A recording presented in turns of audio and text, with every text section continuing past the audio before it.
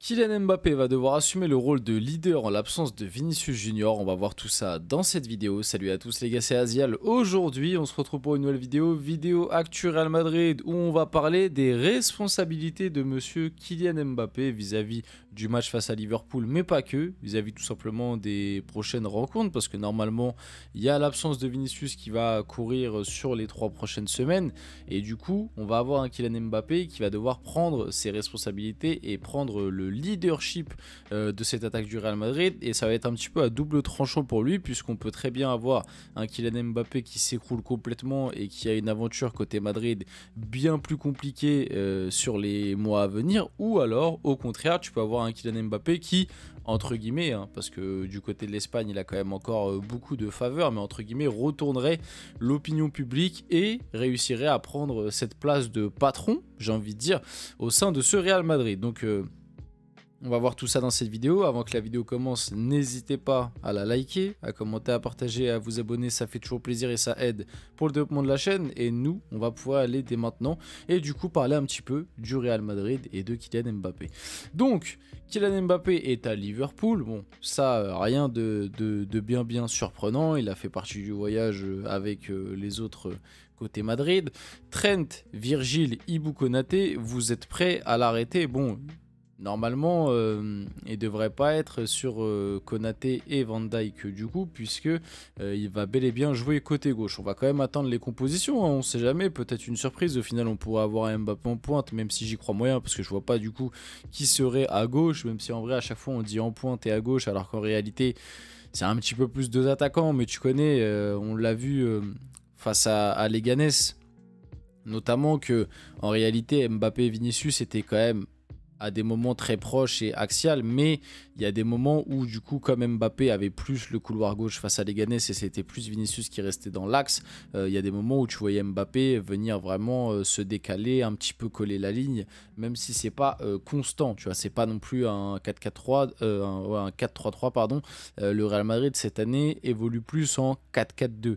4-4-2 qui d'ailleurs se mue en fonction de s'ils ont le ballon ou s'ils n'ont pas le ballon. En tout cas, c'est ce qu'on a vu sur les derniers matchs, c'est-à-dire qu'avec le ballon, on a vraiment une équipe en 4-4-2 losange avec Bellingham derrière les deux attaquants, et sans ballon, on a une équipe en 4-4-2 à plat. Donc à voir comment va jouer ce Real Madrid face à Liverpool, mais on risquerait d'avoir quelque chose de similaire avec du coup, d'après les compos probables, Mbappé qui serait bon, du coup en pointe mais un peu à gauche, avec Brahim Diaz qui ferait du coup le rôle un petit peu de 9 au numéro 9, etc. Et on aurait du coup un milieu de terrain avec Arda Güler en numéro 10 derrière, avec ballon, et sans ballon je pense qu'il viendrait en tant que milieu droit, et Bellingham, Camavinga et Modric. Voilà, normalement on devrait avoir quelque chose comme ça, et puis derrière du classique avec enfin du classique en gros juste les joueurs qui te restent, avec Valverde latéral droit, Raúl Asensio, Rudiger et latéral gauche Ferland Mendy au goal Courtois. Voilà sur quoi devrait partir le Real Madrid normalement pour ce match face à Liverpool. Maintenant, tout reste à voir.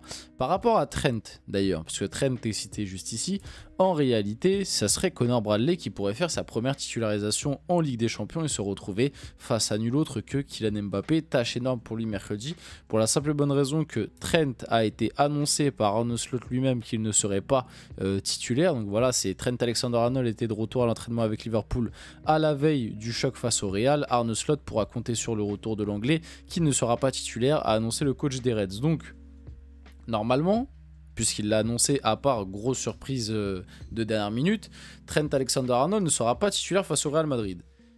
Tiens, d'ailleurs, comme c'est bizarre. Non, en vrai, plus sérieusement, il revient de blessure. Peut-être que le retour est juste un peu short. Mais je dis tiens, comme c'est bizarre, parce que voilà, Alexander-Arnold, il est souvent lié au Real Madrid depuis un certain temps. Donc bon, c'est juste que ça me fait rire que comme de par hasard, ils reviennent, mais ils reviennent pas juste à temps pour le match face au Real Madrid, et du coup, il sera sur le banc. C'est juste que la coïncidence, je la trouve assez marrante. Mais du coup, Connor Bradley, pour sa première titularisation en Ligue des Champions, et si c'est vraiment du coup Connor Bradley qui joue latéral droit, ce qui risque d'arriver, Kylian Mbappé là aura vraiment zéro de chez zéro excuse, parce que là il y a vraiment tout qui s'aligne pour que Kylian Mbappé brille lors de ce match, dans le sens où tu vas jouer entre guillemets, ça va être toi le leader de ce Real Madrid, en tout cas le leader de l'attaque, parce que Vinicius et Rodrigo sont pas là. Tu vas jouer sur ton côté préférentiel à gauche. Du coup, comme Vinicius et Rodrigo sont pas là, la plupart des ballons, je pense en tout cas, vont quand même passer par toi. Il va y avoir, je pense que le Real va quand même essayer un maximum de rechercher Mbappé pour sa prise de vitesse, etc. Et en plus de ça, ton vis-à-vis sera Connor Bradley. Bah franchement, même si Connor Bradley, attention, hein, c'est pas un joueur pourri, Connor Bradley. Hein. Moi, bon, je l'ai pas vu énormément jouer, mais à chaque fois que je l'ai vu jouer, bon, c'est un jeune joueur, quoi. Il a 20 ans, si je me trompe pas, 20 ans, 21 ans.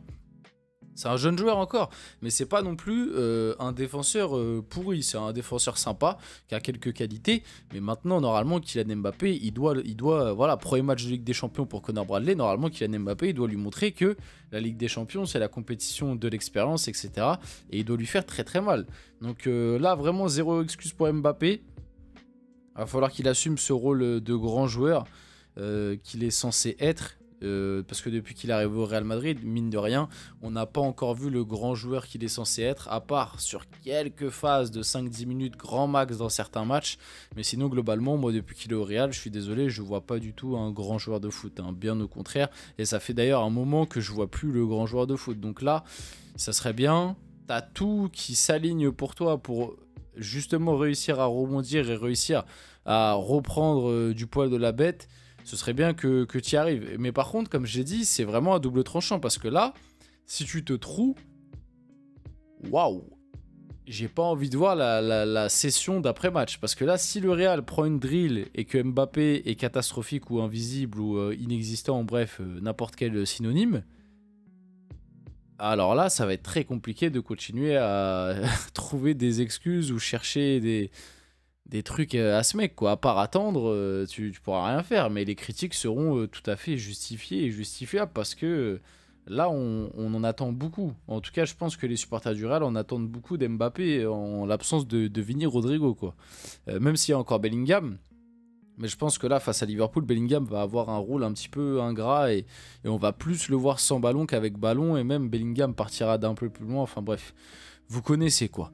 Donc voilà par rapport à ça. On peut passer un petit peu à la suite de l'actu du Real.